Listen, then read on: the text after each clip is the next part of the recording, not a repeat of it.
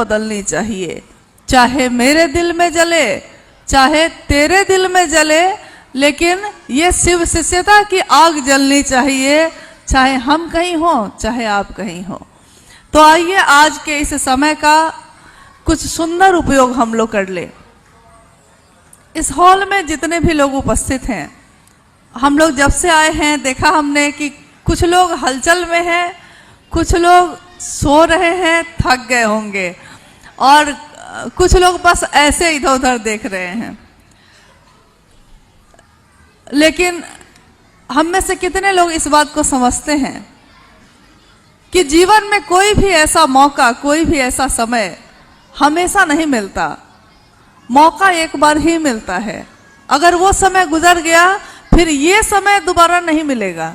हो सकता है आपको इससे भी अच्छा कुछ मिल जाए, लेकिन आपके गुरु सबसे अच्छे हैं, सबसे ऊपर हैं। इस गुरु के बाद फिर दोबारा जिसमें साहब का भी सानिध्य हो, दोबारा नहीं मिलेगी। इसलिए मेरा अनुरोध है कि आप जहाँ हैं, बैठे हैं, खड़े हैं या बच्चे भी हैं, तो उनको थोड़ा प्रयत्न करके बैठा के शांत करने की कोशिश करिए। ऐसा नहीं है कि बच्चे हलचल में ही रहते हैं, क्योंकि हमारे ही इतिहास में, हमारे प्राचीन समय में भी, और जिस दक्षिण भारत में आप बैठे हैं, अभी भी यहाँ पे गुरुकुल परंपरा चलती है। और उस गुरुकुल परंपरा में छोटे छोटे बच्चे गेरुआ वस्त्र धारण किए हुए संस्कृत के श्लोक पढ़ते हुए नजर आते हैं। हम कहते हैं कि समय बदल गया, हम सोचते हैं कि अब बच्चे वैसे नहीं रहे, लेकिन क्या हमने कभी ये सोचा है कि हम भी तो वैसे नहीं रहे? पहले हम लोग छोटे थे तो हमारे घरों में हर कुछ समय के बाद कुछ होता था, कोई पूजा, कोई श्लोक, कुछ शिव के बाद कोई देवी देवताओं की आराधना। इससे आपके घर में भी एक संस्कार का उदय होता है, बच्चे कुछ सीखते हैं। लेकिन आज अपने घर में जाके देखिए क्या होता है। कोई एक आदमी टीवी देख रहा है तो दूसरा आदमी लैपटॉप खोल के बैठा है, तीसरा आदमी टैब लिए हुए है, तो चौथा आदमी मोबाइल पे है। यानी कोई किसी के लिए उपलब्ध नहीं है। जब हम एक दूसरे के लिए ही उपलब्ध नहीं हो सक रहे हैं, तो हम अपने गुरु शिव के लिए कैसे उपलब्ध होंगे?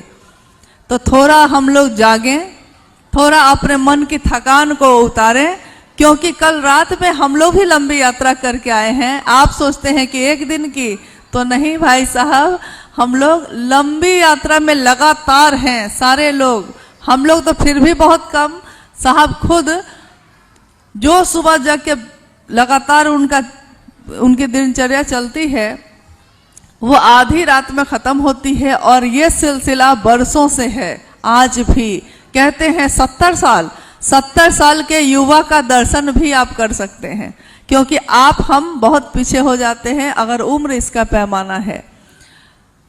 अब सोचिए कि आखिर इतनी ताकत, इतनी शक्ति मिलती कहाँ से है? क्योंकि नई उम्र के लोग थक जाते हैं, और जो शिव की बात कर रहे हैं वो थकते नहीं। तो उन्होंने एक बात कही कुछ दिन पहले, जिसका हिंदी में अर्थ ये है कि माना कि ये जंगल बहुत खूबसूरत है, ये मौसम बहुत अच्छा है, भांति भांति के फूल खिले हैं, सब कुछ बहुत अच्छा है, लेकिन मैं क्या करूं? मुझे अभी मीलों चलना है, मीलों चलना है।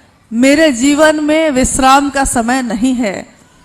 एक ऐसे व्यक्ति के जीवन में जिसमें उसका आध्यात्मिक जागरण हो गया हो, उसको नींद नहीं आती। आप अपने घर में अगर सबसे पहले सुबह में उठ जाइए और घर में बाकी सारे लोग सोए हों, तो आपको कैसा लगता है?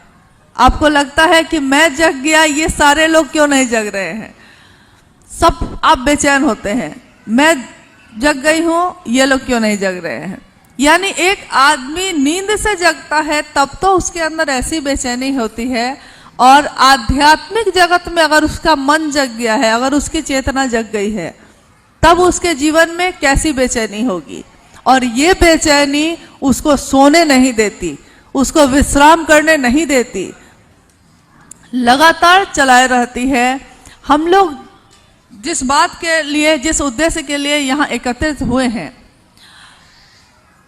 पिछले वर्ष पहला शिवगुरु महोत्सव हुआ था चेन्नई में।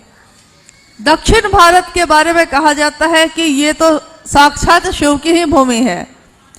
शिव की पूजा, शिव की अर्चना, शिव के पुत्रों की पूजा इस धरती ने आज नहीं, इसके प्राचीन इतिहास से ये चला आ रहा है, यहाँ होती आई है। यानी शिव के लिए कोई संशय नहीं है, शिव के लिए आस्था है, विश्वास है, सब कुछ है। बस आपको अपने जीवन का कुछ समय देना है ताकि दूसरे को आप समझा सकिए कि जिस शिव की पूजा अर्चना विभिन्न रूपों में हम और आप करते हैं, वही शिव महागुरु महादेव भी है, जगत का गुरु है, विश्व गुरु है, आदि गुरु है। आदि का अर्थ होता है जहां से प्रारंभ हुआ, यानी सारी चीजें जहां से शुरू हुई हैं। तो ऐसे गुरु जिनकी पूजा अलग अलग रूपों में तो होती आई, कभी महाकाल के रूप में हुई, कभी महाकालेश्वर के रूप में हुई, कभी महाकपालेश्वर, कभी महाअघोरेश्वर, यानी महामृत्युंजय, उमा के पति, गौरी शंकर, विभिन्न अनगिनत रूपों में जिनकी पूजा होती आई, वो है तो एक ही सत्ता, ईश्वर जिसको कहते हैं। उस एक सत्ता से कोई भी गुरु, चाहे वो शरीरी गुरु होगा, चाहे वो सदगुरु होगा, या स्वयं विश्व गुरु शिव होंगे, वो ईश्वर से मिलाने का काम करते हैं, ईश्वर से की तरफ हमारे मन को प्रेरित करने की दिशा में काम करते हैं। तो जब शिव भी गुरु होंगे तो ऐसा ही होगा।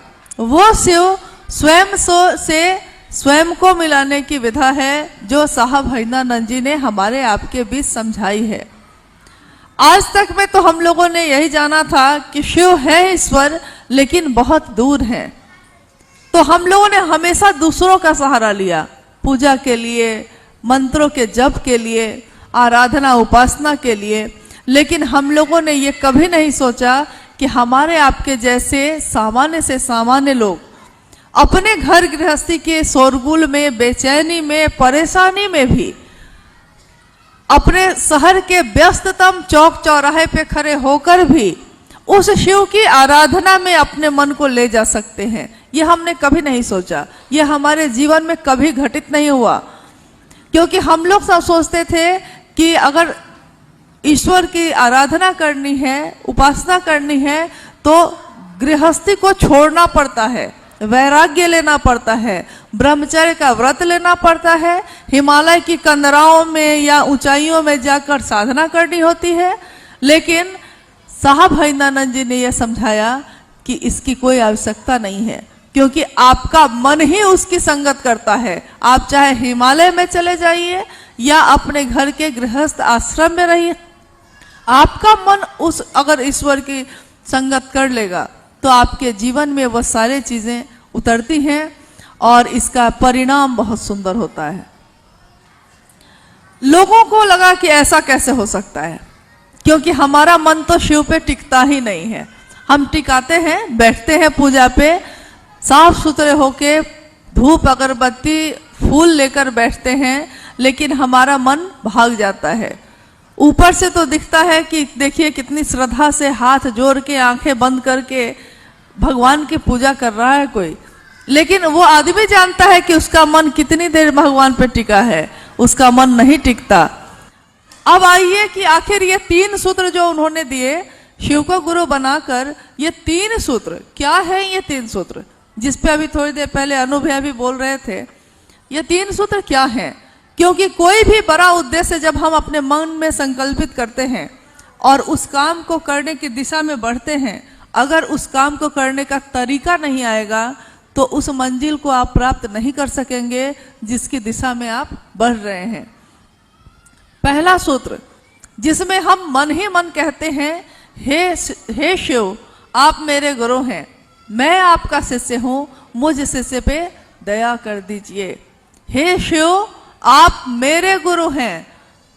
हर शब्द इसका समझने और अनुभूत करने योग्य है कि हे शिव यानी ईश्वर को कहा जा रहा है, आप यानी आप, मेरे गुरु यानी मेरे अपने, आप अभी तक ईश्वर हैं, भगवान हैं, सबके लिए हैं, लेकिन जब तक आप मेरे लिए नहीं होंगे, सिर्फ मेरे लिए नहीं होंगे, आदमी का स्वभाव है वो उसकी परवाह नहीं करता। इस हॉल में आप हैं, इस हॉल की बुकिंग एक दिन की है, इस हॉल से आज हम लोग चले जाएंगे, कि आप में से कितने लोग लौट के आएंगे देखने के लिए कि इस हॉल में कहीं कुछ टूट फूट भी गया है क्या, कुछ गंदगी भी है, सफाई की जरूरत है? नहीं आएंगे, क्योंकि ये आपका नहीं है। लेकिन जिसका होगा वो आएगा, वो सफाई करेगा, वो जाएगा। सड़क पे हम और आप सब समान रूप से चलते हैं, रेलवे पे चलते हैं।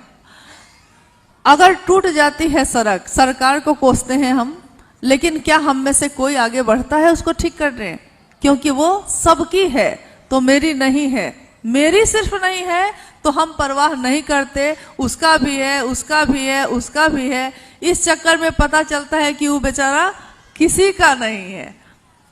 एक छोटी सी कहानी है कि एक राज्य में एक मतलब राजा का राज्य था, अकाल पड़ा, सूखा पड़ा। राजा ने मुनादी करवा दी कि पंडित को बुलवाया, ज्योतिषी को बुलवाया। उन लोगों ने राय दिया कि अगर आपके राज्य के का एक एक व्यक्ति एक बहुत बड़े कुएं में, जो राज्य के बीचों बीच स्थित है, एक निश्चित समय पे एक एक लोटा दूध उसमें डालेगा, और जब कुआं दूध से लबालब भर जाएगा तो ईश्वर प्रसन्न हो जाएंगे और आपके राज्य का अकाल सूखा खत्म हो जाएगा। राजा तो राजा होता है, उसको क्या दिक्कत है? उसने तुरंत मुनादी करवा दी। पूरे राज्य में ढिंढोरा पीट दिया गया कि अमुक दिन आना है, सबको एक लोटा दूध लेके आना है और कुएं में दूध भर जाना चाहिए। जिस दिन ये घटना होनी थी, राजा अपने महल के सबसे ऊपर वाले जगह पे खड़े होकर देखने लगा। देखकर बड़ा प्रसन्न हुआ। उसने देखा कि उसके राज्य के सारे व्यक्ति, लंबी मीलों लाइन लगी हुई है और सारे लोगों के हाथ में बड़ा बड़ा लोटा। राजा प्रसन्न हुआ। उसने सोचा कि देखिए, सबने मेरे कहे अनुसार किया तो निश्चित इसका परिणाम वैसा ही होगा जैसा ज्योतिष और पंडित लोग कहते हैं। अंतिम लोटा राजा को खुद देना था। जब सारे लोगों की लाइन खत्म हो गई, जब सबने ये काम कर लिया और राजा अपने लोटे को दूध से भर के लेके जाता है, तो देखता क्या है कि पूरा कुआं भरा हुआ है, लेकिन पानी से भरा है। राजा तो अवाक हो गया, स्तब्ध हो गया। उसको लगा ये क्या हुआ। उसने फिर से मुनादी करवाई, अपने राज्य के सभी लोगों को एक जगह इकट्ठा किया। उसने पूछा कि मैंने तो ये कहा था, आपने ये क्या किया? हर व्यक्ति का एक ही उत्तर था। हर व्यक्ति ये कहता था कि मैंने सोचा कि सबने डाला होगा, तो एक मेरे नहीं डालने से क्या पता चलेगा। लेकिन ये दुर्भाग्य ये हो गया कि सबने यही सोचा। सबने यही सोचा कि हम नहीं डालेंगे तो क्या होगा, सब तो डाल ही रहे हैं, काम तो हो ही जाएगा। हमारे आपके बीच भी ऐसा ही घटित हो रहा है। साहब हरिनानंद जी ने कहा शिव को गुरु बनाओ। उन्होंने कहा कि आपका मन टिके और शिव की तरफ चले, इसके लिए मदद लीजिए इन 3 सूत्रों से। पहला, जिसमें आपका मन जुड़ना जरूरी है। किसी भी संबंध में, जिस संबंध के प्रति आपका मन जुड़ाव रखता है, आप उसकी परवाह करते हैं। पति है, पत्नी है, सालों बीत गए, मन नहीं जुड़ा है तो तलाक हो जाते हैं। बच्चा है, बड़ा हो गया, मन से उसके उतर गया कि मेरे माता है, मेरे पिता हैं, तो वो अपने बूढ़े माँ बाप की परवाह करना छोड़ देता है, विदेश की यात्रा पर निकल जाता है। मन से उस भाव का भान ही खत्म हो गया। यानी मन का जुड़ाव सबसे ज्यादा जरूरी है, तभी आप आगे का कोई काम कर सकेंगे। इसीलिए आपके मन से कहा गया, क्योंकि मन की गति सबसे तेज होती है। अभी आप यहाँ बैठे हैं, आप में से बिहार, यूपी और बेंगलोर, मैसूर सब जगह के लोग दिख रहे हैं। तो अभी आप जहाँ से आए हैं, आपके मन को वहाँ पहुँचने में कितना समय लगेगा? आपने सोचा और आप पहुँचे। लेकिन आपके शरीर को पहुंचने में समय लगेगा। ठीक वैसे ही वो शिव भाव सत्ता है, उससे भाव में ही संपर्क संभव है। उस शिव के पास आपके मन की गति पहुंच सकती है। इस शरीर से उस तक पहुंचना शायद संभव होगा कि नहीं, लेकिन मन से पहुंचना संभव है। तो उन्होंने कहा अपने मन की गति पे ये संप्रेषण दीजिए कि शिव आप मेरे हैं, मैं आपका शिष्य हूं, मुझ शिष्य पे दया कीजिए। शिष्य किसी का नहीं होता। ये भी थोड़ा ध्यान देने योग्य बात है कि हम में से जितने लोग भी शिव की बात करते हैं, हम सोचते हैं कि ये महादेव वही महादेव है जिनकी पूजा होती है, और उनसे सब कुछ करने के साथ ये भी एक काम हम लोग कर लेंगे। तो हम लोग कहते हैं कि चलिए ये भी कर लेंगे। लेकिन आप ये बताइए, एक बच्चा जब स्कूल में अपनी शैक्षणिक शिक्षा लेने जाता है, स्कूल में पढ़ने जाता है, तो वो क्या करता है? क्या उस समय वो किसी का बेटा होगा तो पढ़ाई कर सकेगा? मास्टर अगर उसका पिता भी होगा तब भी जब तक उसका पुत्र पढ़ना नहीं चाहेगा वो पढ़ा नहीं सकता। तो उस शिव से हम दया मांगते हैं कि हे शिव आप मेरे गुरु हैं, मुझ शिष्य पे दया करिए ताकि मैं आपके दिए हुए काम को कर सकूं। गुरु का आदेश है दूसरा सूत्र, जो आपने सुना, मंडल सर ने कहा। आप में से कितने लोगों ने ध्यान से सुना मुझे नहीं पता, लेकिन मैं खुद सुनती हूं इसलिए मुझे लगा आपने भी सुना होगा। दूसरा सूत्र जहां आया था, जहां कहा गया था कि तुम जो करते हो तुम दूसरे को नहीं कहते, यानी गुरु का आदेश ये था कि शिव के गुरु स्वरूप की चर्चा की जाए, इस दुनिया में की जाए। गुरु आदेशित कर्म, गुरु आदेश की का क्या महत्व होता है, आइए हम लोग इसका भी बहुत सारे उदाहरण हैं इतिहास में। एक धौम्य नाम के ऋषि थे, उनके गुरुकुल में एक शिष्य था, उनका बहुत सारे शिष्य थे, लेकिन जो शिष्य गुरु की बात ज्यादा सुनता है, स्वाभाविक है गुरु भी उसको ज्यादा प्रेम करते हैं। तो आरुणि नाम का शिष्य था। वो अंधेरी रात थी, एक रात ऐसी आई जो काफी अंधेरी थी और बारिश हो रही थी। खेत थे, आश्रम के खेत होते हैं जिसमें अनाज उगते हैं, सब्जियां उगती हैं, उसी से आश्रम का काम चलता है। तो तेज बारिश होने लगी, तूफानी रात आ गई। गुरु ने आरुणि को बुलाकर कहा कि आरुणि खेतों पे चले जाओ और देखना खेत की मेर टूटनी नहीं चाहिए। बस गुरु ने इतना ही कहा। रात बीत गई, पूरी रात गुजर गई, आरुणि वापस नहीं आया। जब वापस नहीं आया तो गुरु को चिंता हुई। तो गुरु अपने शिष्य की तलाश में चले। कहा भी जाता है कि गुरु शिष्य की तलाश करते हैं। साहब ने शिष्य अनुभूति में लिखा है कि गुरु शिष्य की तलाश करते हैं। तो गुरु आरुणि की तलाश में चले कि कहाँ रह गया मेरा शिष्य, मैंने जो कहा वो करके लौटा नहीं। जब वहां जाते हैं वो खेतों में, तो देखते हैं रात की बारिश में खेत की मेर टूट गई है और टूटे हुए मेर पे आरुणि अपने शरीर को ही लिटा के लेटा हुआ है, शरीर लेटा हुआ है उसका। अब गुरु अवाक हो गए। उन्होंने अपने शिष्य को उठाया, गले से लगा लिया, ये क्या किया तुमने? तो आरुणि ने कहा कि मैंने बहुत कोशिश की, तन मन से बहुत कोशिश की कि ये बांध नहीं टूटे, मतलब खेतों की मेड़ नहीं टूटे गुरु, लेकिन जब अंतिम उपाय अब मेरे पास मेरा ये शरीर था तो मैंने सोचा कि अब मैं इसी का सहारा लेता हूं, और वो लेट गया। गुरु आदेशित कर्म, गुरु खुद नहीं आते, शिष्यों को करना होता है। तो गुरु आदेशित यह कर्म है दूसरा सूत्र, जिसमें शिव के गुरु स्वरूप की चर्चा दूसरों से करने के लिए कही जाती है। और ये हम और आप जो करने जाते हैं, तो हम में से बहुत लोग सोचते हैं कि वो आदमी ठीक होगा, उससे बात करना ठीक होगा, क्योंकि दूसरा तो बहुत बड़ा आदमी लग रहा है, पता नहीं वो मेरी बात सुनेगा या नहीं सुनेगा।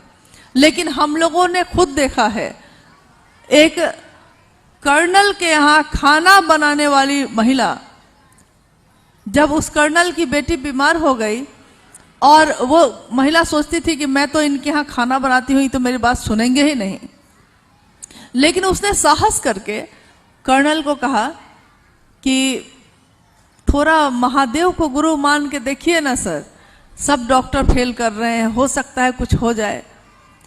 दुख में आदमी बड़ा नहीं होता, जब दुख पड़ता है तो सारे बड़ा होना भूल जाता है आदमी।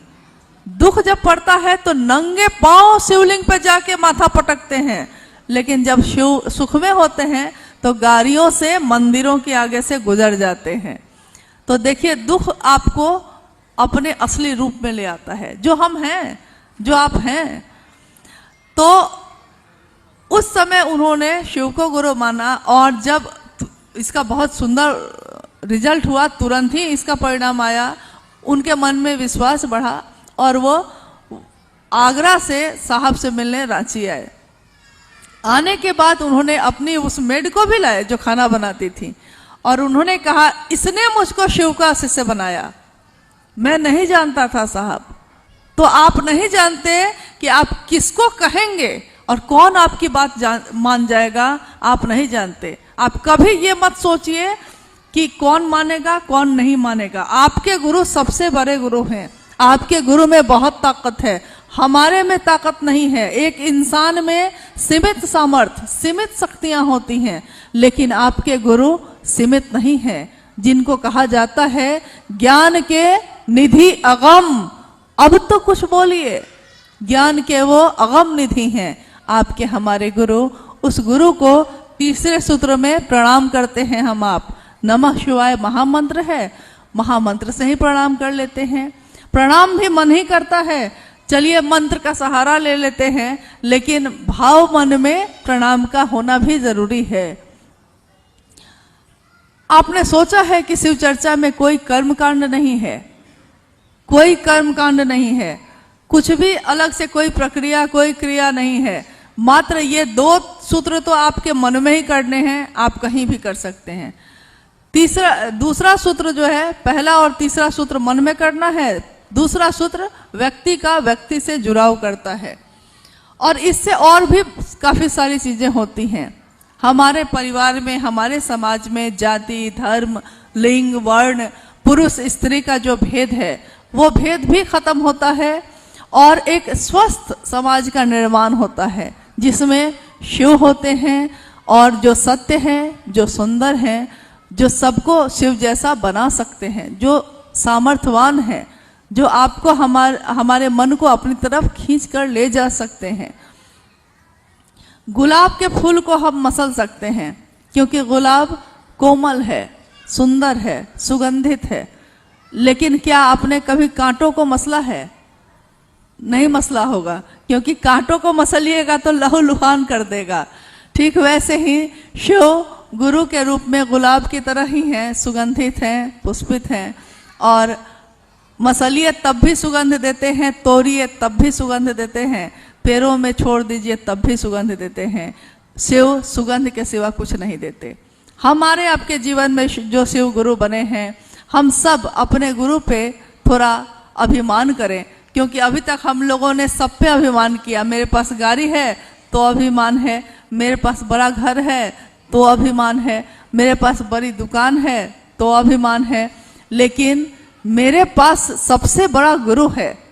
इसका अभिमान हमको कब होगा? जब हो जाएगा तो आप चुप नहीं बैठिएगा, आप गली गली जाके कहिएगा, जिस तरह मीरा रानी गली गली घूम गई और गीत बने कि मीरा रानी दीवानी कहाने लगी, वो तो गली गली हरि गुण गाने लगी, महलों में पली बन के जोगन चली, मीरा रानी दीवानी कहाने लगी। रानी थी वो, लेकिन ईश्वर के प्रेम में दीवानी बनकर, जोगन बनकर गली गली घूम गई। आज दुनिया उसको प्रणाम करती है, दुनिया उसका सम्मान करती है। रानी होकर जो उसने नहीं पाया था, रानी का वैभव होकर पाया है। आज शिव की चर्चा गली गली करने में आपको शर्म आती है, आपको संकोच होता है। मेरा अनुरोध होगा कि इससे सुंदर बात आज तक दुनिया में नहीं हुई है। सबने अपनी अपनी बात कही, सब आए सब गए, लेकिन किसी ने ये नहीं कहा था कि हर व्यक्ति अधिकार रखता है शिव का शिष्य होने का। किसी ने ये नहीं कहा था कि शिव तुम्हारा अपना हो सकता है। उतनी बड़ी सत्ता वो मेरी हो सकती है, ये कभी मेरे जीवन में नहीं आया था। आज जब आया है तो आइए हम सब उस शिव की ओर चलें, उनको अपना गुरु माने और लोगों को प्रेरित करें। कुछ समय पूर्व अभी जब साहब यहाँ आए हैं, उससे 4-5 दिन पहले हिमाचल प्रदेश से पहली बार कुछ लोग आए। उन्होंने कहा कि हम अभी अगर हम तक कुछ गुरु भाई लोग नहीं पहुंचते तो हम लोग अंधेरे में ही भटकते रहते। हम नहीं जानते थे कि इतनी सुंदर बात भी होती है। हमने तो हिमाचल का सौंदर्य देखा था, हमने तो हिमाचल की सुंदरता देखी थी, लेकिन मन की और इस आध्यात्मिक दुनिया की भी कोई सुंदरता होती है, इससे हमारा जीवन अछूता था। हम लोगों ने कहा उनको कि आपसे यही अनुरोध है कि जिस तरह कुछ गुरु भाई आपके पास गए तो आपने ये पाया है, आपसे अनुरोध ये है कि आपकी प्रतीक्षा में भी लाखों लोग हैं, आप भी आगे बढ़िए, आप भी जाइए, शायद उनके जीवन के अंधेरे को आप दूर कर सकिए। क्योंकि पैसे से या सामान से आप किसी की मदद 1 दिन कर सकते हैं, 2 दिन कर सकते हैं, जीवन भर नहीं कर सकते। लेकिन अगर उसके जीवन में शिव गुरु हो जाएंगे तो उसका जीवन कट जाएगा, वो खुद अपने जीवन को काट लेगा। तो हम सब उस महादेव से दया मांगते हैं, साहब दीदी से आशीर्वाद मांगते हैं, और चूंकि मांगना हमारा स्वभाव है। साहब ने कहा 2 दिन पहले वहाँ जो 28 को एक संगोष्ठी हुई, उसमें कहा कि ईश्वर ने कहा भक्त से हमेशा मांगने ही आते हो, कभी मिलने भी आया करो। तो मांगना हमारा स्वभाव हो गया है, तो थोड़ा मिलने का भी स्वभाव विकसित कर लें, महादेव की दया होगी तो ये भी हो जाएगा। चलिए आज हम सब अब साहब के जन्मदिन के शुभ अवसर पर, जिस उद्देश्य के निमित्त इस दुनिया में उन्होंने जन्म लिया, ये उनके वाणी से सुने और अपने जीवन को विस्तार दें, अपने जीवन को महादेव के इतने बड़े गुरु कार्य के संकल्प के निमित्त थोड़ा सहयोग दें, थोड़ी सहभागिता दें। 1 बूंद ही सही, लेकिन दें। अभी तक हम लोगों ने लिया है शिव से, दिया कुछ भी नहीं है। आप सभी के चरणों में मेरा प्रणाम। हंगामा खड़ा करना हमारा मकसद नहीं है। हंगामा हो जाए, बहुत संख्या में लोग हों या चारों तरफ धूम मच जाए, ये तो शिव चर्चा का उद्देश्य भी नहीं है। इसका मैंने ले लिया। मेरे पास भी एक चीज है, क्या हमारे मन के अंधेरे को कौन दूर करता है? कहते हैं गुरु मन के अंधेरे को दूर करते हैं। गुरु शब्द ही बना है इसी से। इसकी व्याख्या है कि जो अंधेरे से रोशनी की तरफ ले जाता है। अज्ञान तिमिरांधस्य ज्ञानांजन शलाकया, अज्ञान रूपी अंधकार में फंसी आत्मा को जो ज्ञान के शलाका से मलते हुए, उन्मिलन करते हुए रोशनी में ले आते हैं, वही होते हैं गुरु। और जब से वरन गुरु भ्राता साहब श्री हरिंद्रानंद जी ने बताया, दुनिया के लोगों को, जगत के लोगों को जब से ये बताया कि आपके मन के अंधेरे को दूर करने का और कोई उपाय नहीं है। हमारे जीवन में अंधेरा हो जाए, अभी दिन है, थोड़ी देर में शाम हो जाएगी, अंधेरा हो जाएगा। उस अंधेरे को दूर करने के लिए हम कोई ना कोई उपाय कर लेते हैं। दिया जला लेते हैं, कैंडल जला लेते हैं, लालटेन जला लेते हैं, बत्ती जला लेते हैं, रोशनी हो जाती है। लेकिन हमारे आपके मन में जो अंधेरा है, जागतिक अंधेरा तो दूर कर लिया है, मानसिक अंधेरा कैसे दूर होगा?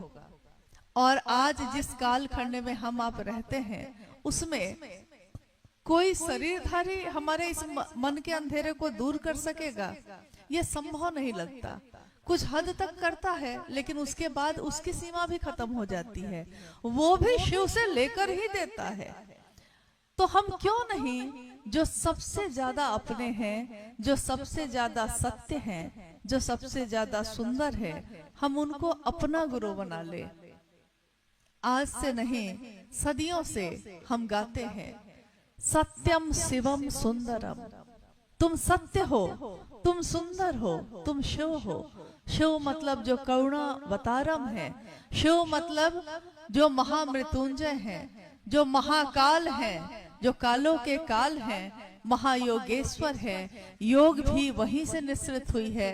शरीर के लिए हम योग का अभ्यास करते हैं, शरीर को ठीक रखने के लिए हम योग करते हैं, लेकिन हमारे मन को अगर हम ठीक कर ले तो कहते हैं एक शक्तिशाली मन अगर हो जाए तो शरीर पे उसका असर होता है। आपने शिव को गुरु बनाने की बात को सुना होगा, किसी न किसी ने आपसे बात की होगी, चाहे मलयालम में की हो, कन्नड़ में की हो, तमिल में की हो, अंग्रेजी में की हो, हिंदी में, भोजपुरी में, जो भाषा आती है उसी भाषा में की होगी। आप शायद उसकी भाषा को समझे होंगे या नहीं समझे होंगे। जैसे अभी अम्मा जो गा रही थी तो कुछ कुछ शब्द समझ में आते थे, सारे समझ में नहीं आ रहे थे, लेकिन उनके भाव समझ में आ रहे थे। भाव क्या था? शिव के लिए पुकार थी उसमें। तो भाव अगर समझ में आता है तो भाषा की सीमा भी खत्म हो जाती है, क्योंकि आंखों से कोई किसी को देखता है और प्रेम हो जाता है। ये कैसे होता है? वो उसकी भाषा नहीं जानता, कहता है कोई दूसरा कि तुम क्या कह रहे हो, मेरी समझ में नहीं आ रहा है, लेकिन तुम कुछ कह तो रहे हो मुझको, क्या कह रहे हो समझ में नहीं आता है। I don't know what you say, मैं नहीं जानता आप क्या कह रहे हैं। तो दूसरा इशारों से कहता है। जब भाषा हमारी काम नहीं करती तो हम इशारे से काम लेते हैं, वो भी काम नहीं लेता तो आंखों की भाषा से काम लेते हैं कि वी आर, हम और आप, मेड फॉर ईच अदर, हम एक दूसरे के लिए बने हैं। और सामने वाला समझ जाता है। वो कैसे समझता है? उसको हमारी भाषा नहीं आती। कोई मलयालम बोल रहा है, कोई भोजपुरी बोल रहा है, दोनों को एक दूसरे की भाषा समझ में नहीं आ रही है, लेकिन उसकी आंखें जो कहती हैं, उसके हाथ पांव की जो भाषा कहती है, वो बताती है कि वो लॉर्ड शिवा की बात कर रहा है।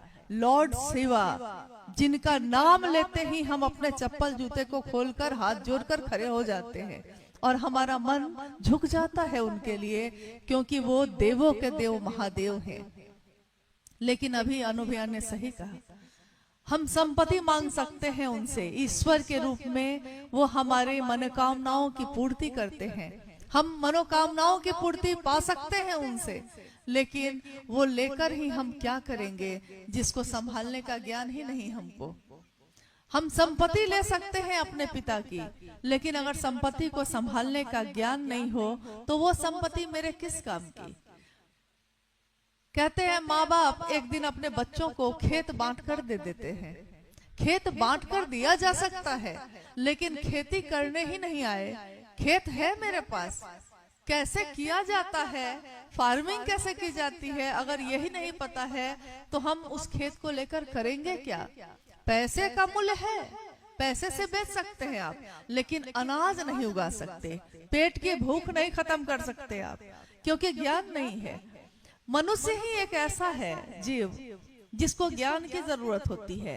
पशु को ज्ञान की जरूरत नहीं होती, थोड़े स्तर तक, कुछ दूर तक जरूरत होती है, लेकिन वो जन्मजात ही पैदा होता है। उसको पता है कि उसको खुद पैदा होकर खड़े होना है, उसको मालूम है उसको अपनी माँ का दूध खुद पीना है, लेकिन इंसान को नहीं मालूम। वो पैदा होता है, कोई उसको कहता है, सिखाता है, दूध पीना माँ सिखाती है, बड़ा होता है, अपने पिता अपने बड़ों को प्रणाम करना घर के लोग सिखाते हैं।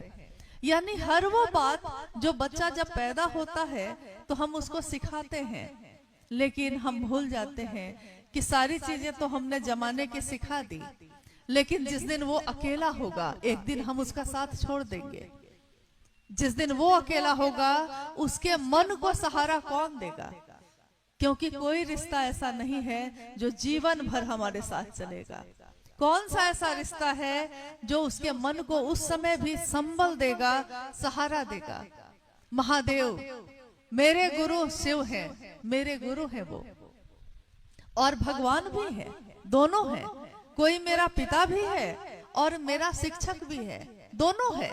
पिता के रूप में हम उससे जो चाहे ले लेते हैं, लेकिन ज्ञान लेने के लिए उसी पिता का विद्यार्थी बनना पड़ता है, शिष्य बनना पड़ता है। वही पिता जब स्कूल में जाकर मास्टर बनकर पढ़ाते हैं तो बच्चे को भी विद्यार्थी बन के बेंच पे बैठना पड़ता है, तब ज्ञान लेता है। और कहते हैं, कहावत है कि पूत कपूत तो क्या धन संचय, पूत सपूत तो क्या धन संचय। यानी पूत अगर सही है, ज्ञान है, ज्ञानी है उसके पास, तो उसको जीवन अपना जी लेगा। वो जीवन जीने के लिए उसको कुछ भी और करने की जरूरत नहीं है। वो कोई ना कोई बुद्धि लगा के, कोई ना कोई काम करके अपने जीवन को जी लेगा। जब आप ही यहाँ आए होंगे अपने गांव को छोड़ के, अपने घर को छोड़ के, आपको तो भाषा भी नहीं आती थी, आपने कैसे यहाँ जीवन जिया है, आप कैसे यहाँ के होके रह गए? इसके लिए कितनी कोशिश की होगी, कितना कुछ किया होगा, सड़कों पे भी सोए होंगे, तब कहीं जाके आज घर बना है आपका। तो देखिए, ज्ञान है तो कमा लेंगे, खा लेंगे, दुनिया में कहीं भी जाकर घर भी बसा लेंगे, लेकिन सब कुछ है, ज्ञान नहीं है तो क्या करेंगे? शिव गुरु के रूप में जीवन जीने की कला सिखाते हैं। न्यूनतम व्यवस्था में भी सुखी रहा जा सकता है, समृद्ध रहा जा सकता है। ये शिव की तस्वीरें बताती हैं। शिवलिंग की पूजा, शिव की तस्वीरों की पूजा, शिव की मूर्तियों की पूजा नई बात नहीं है, लेकिन उन तस्वीरों से हम क्या सीखते हैं? तस्वीरों में शिव बैठे हैं, उनका वाहन है बसहा, वो भी बैठा है, माँ भगवती उनकी अर्धांगिनी साथ में बैठी हैं, तस्वीर ही तो है वो। लेकिन तस्वीर से भी हम कितनी चीजें सीखते हैं। उनका शेर सवारी है, उनकी बगल में बैठा है, उन्हीं के पुत्र हैं अयप्पा कार्तिकेय, उनका वाहन है मोर, वो भी वहां बैठा है।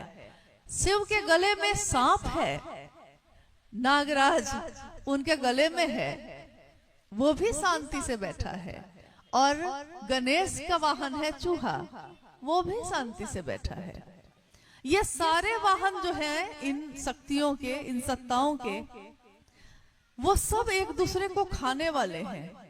मतलब इतना ज्यादा जन्मजात स्वभाव विपरीत है कि शेर बाघ को खाता है, शेर बैल को खाता है, मोर सांप को खाता है, सांप चूहे को खाता है, लेकिन शिव भाव में बैठे हैं, शिव भाव में बैठे हैं तो सब अपना जन्मजात स्वभाव भी भूल गए। और शिव भाव में बैठने पर शुरू होती है प्रेम की भाषा, प्रेम का भाव। और जहाँ प्रेम होगा वहाँ किसी को किसी से बैर नहीं होगा।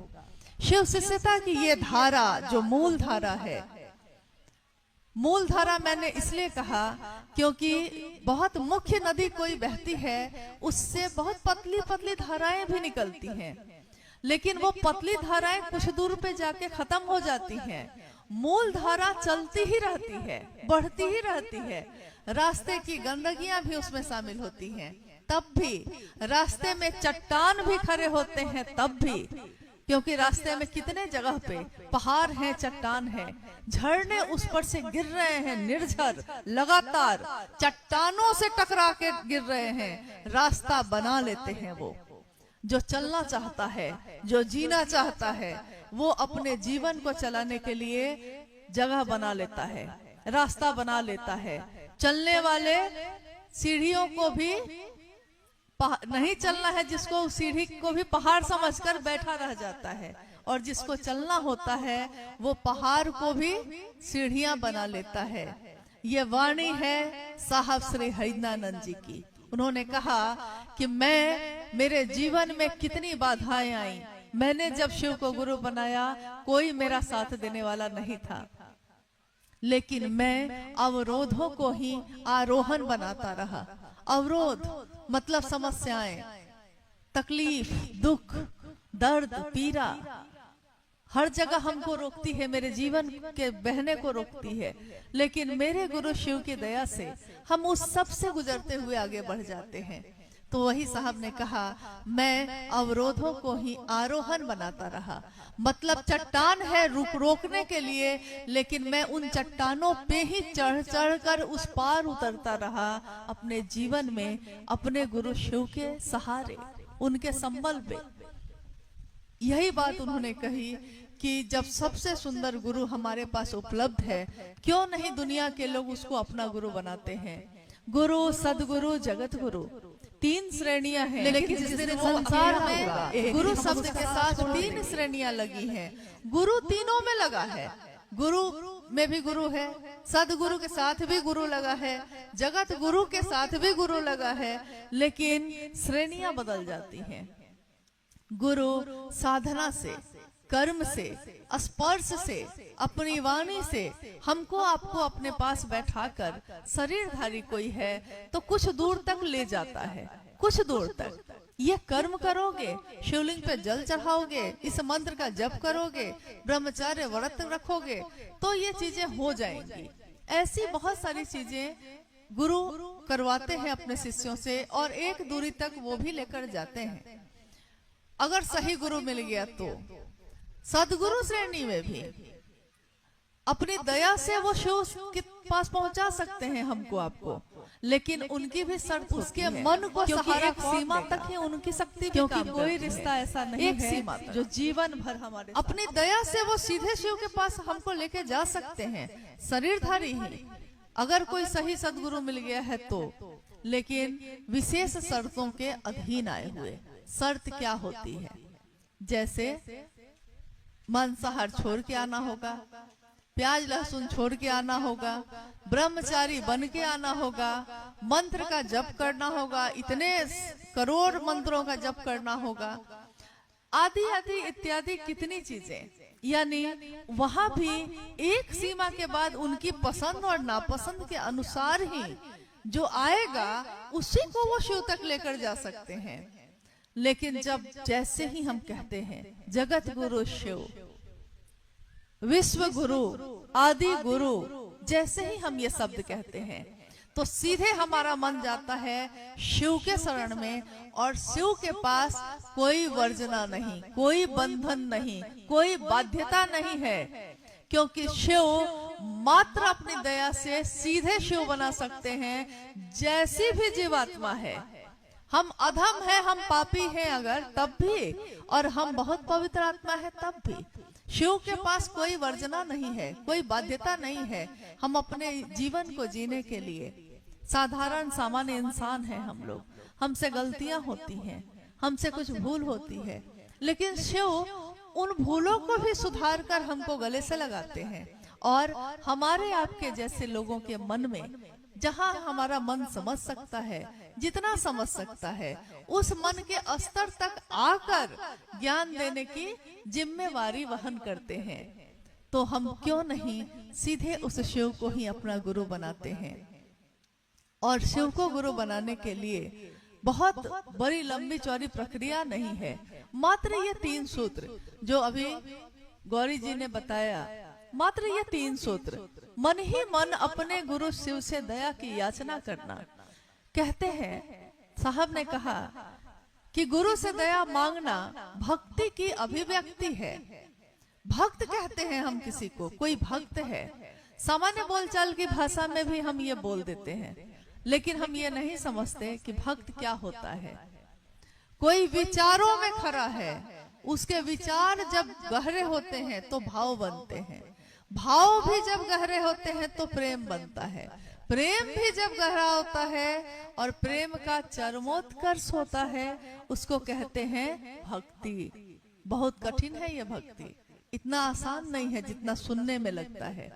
लेकिन हम जैसे हैं जो हैं वैसे ही अगर शिव को अपना गुरु बना लेते हैं तो वो शिव हमको खुद ही अपने पास आने के लायक बना लेते हैं, पात्र बना देते हैं, योग्य बना देते हैं।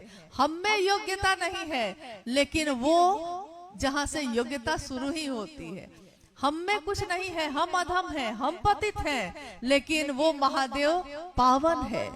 पावन यानी कि जहां जाके सब कुछ पावन हो जाता है, अब वहां कुछ भी अपवित्र नहीं हो सकता। हम में कुछ नहीं है, लेकिन उसमें बहुत कुछ है। हम कहते हैं कि हम गरीब हैं, बेसहारा हैं, कमजोर हैं, लेकिन हमारे दिलों में अगर शिव बसता है तो वो शिव हम सबों का राजा है। यानी हमसे ही उसकी बादशाहत है, हमसे ही वो राजा है, हमसे ही वो गुरु है। शिष्य कोई होगा तब ना कोई गुरु होगा। कितना भी सुंदर गुरु हो, कितना भी बढ़िया डॉक्टर हो यहाँ, और कोई मरीज उसको दिखाने नहीं जाए तो क्या होगा? कितना भी अच्छा डॉक्टर है लेकिन कोई उसको दिखाने ही नहीं जा रहा है, अपना इलाज ही कराने नहीं जा रहा है, तो क्या फायदा है उसके बहुत बढ़िया डॉक्टर होने का? शिव के अनेक रूप हैं, शिव के अनेक रूपों का नाम हम जानते हैं। नीलकंठ है वो, गले में हलाहल धारण किया है, नीला है वो रंग तो कहते हैं नीलकंठ है वो। त्रयंबक है वो क्योंकि 3 नेत्रों वाले हैं वो। त्रिशूलधारी है वो क्योंकि सांप और अभय की मुद्रा के साथ साथ त्रिशूल भी है। त्रिशूलधारी है वो। पिनाक है, किरात है, कितने असंख्य नाम है उनके, लेकिन उन असंख्य नामों के साथ जिस रूप से भी हम जुड़ते हैं उस रूप का लाभ हमको आपको मिलता है। जब हम शिष्य भाव लेकर खड़े होते हैं तो वो जगत गुरु के रूप में मेरे आपके अपने गुरु होते हैं, और जब कोई अपना हो जाता है तो हम